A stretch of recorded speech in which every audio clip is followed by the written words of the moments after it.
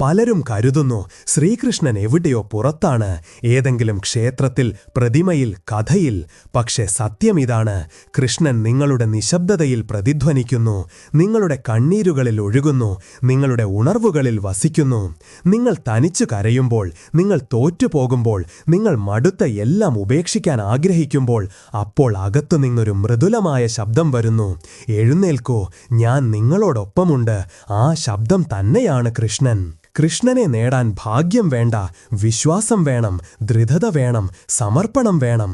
സുദാമൻ എന്തുമില്ലായിരുന്നു, ഒരു പൊട്ടിയ പൊതിയും ഒരു നിഷ്കളങ്കമായ മനസ്സും മാത്രം. അപ്പോൾ കൃഷ്ണൻ രാജസഭ തന്നെ ഉപേക്ഷിച്ച് സുഹൃത്തിനെ ആലിംഗനം ചെയ്തു. എന്തിന്?